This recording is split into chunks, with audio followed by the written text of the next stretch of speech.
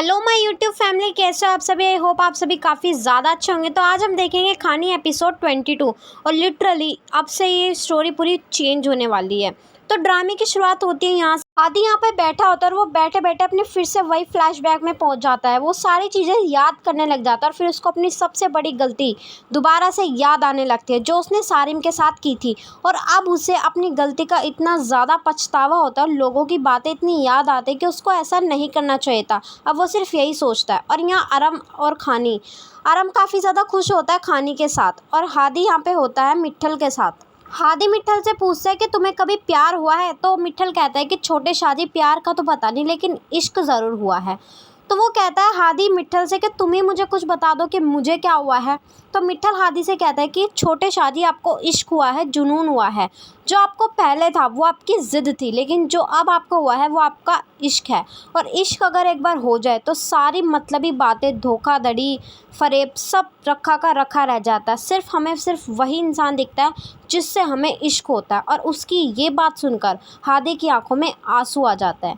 खानी, अरहम और उसकी बेटी उन दोनों के साथ काफ़ी खुश है और अब खानी अपनी छोटी सी फैमिली में उन दोनों के साथ बहुत ज़्यादा खुश है। खानी और अरहम जाते हैं अब खानी के घर, क्योंकि खानी के घर वालों ने अरहम और उसके घर वालों को खाने पे बुलाया था। और जब ये लोग जाते तो अरहम और खानी के फादर के बीच में कुछ बातें होती है और अरहम उनसे कहता है कि पापा जी अब बस आप मुझे अपना आशीर्वाद दे दो, क्योंकि अब मैं आपको अपना बाप समझता हूँ और आप भी मुझे आज से अपना बेटा समझे। बेटे की तरह नहीं, सिर्फ मैं आप ये समझे कि मैं आपका बेटा हूँ। और यहाँ हादी आ जाता है मस्जिद में और यहाँ हादी को आकर काफ़ी ज़्यादा सुकून मिलता है। उसको मतलब इतना ज़्यादा अच्छा लगता है। अब उसे सब कुछ वो भूल चुका है। उसको सिर्फ अब ये है कि वो सिर्फ़ और सिर्फ यहीं रहे। उसका मन, अब वो सिर्फ और सिर्फ यहीं रहना चाहता है और ना वो अब किसी के साथ धोखा करना चाहता है, ना किसी के साथ लड़ाई झगड़ा, कुछ नहीं।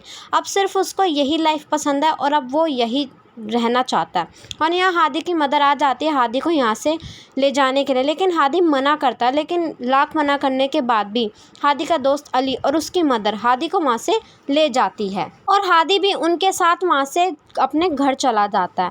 खानी की मदर और फादर साथ में बैठे होते हैं और वो कुछ बात करते हैं और खानी की मदर उसके फादर से कहती है कि अब तो मुझे ऐसा लगता है अरहम के आने से कि हमारा सारिम वापस आ चुका है और हमारे पास वो सारी खुशियाँ आ चुकी है जो भी चली गई थी अरहम के आने के बाद। और यहाँ हादी को एकदम से ऐसा एहसास होता है कि उसके मुंह पर खून लगा है और फिर उसको वही सारी चीज़ें याद आने लग जाती है जो भी उसने सारिम के साथ किया था।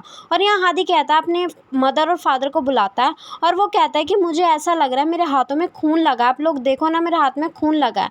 और हादी की मदर उसको समझाने की कोशिश करती है कि नहीं बेटा ऐसा कुछ भी नहीं है।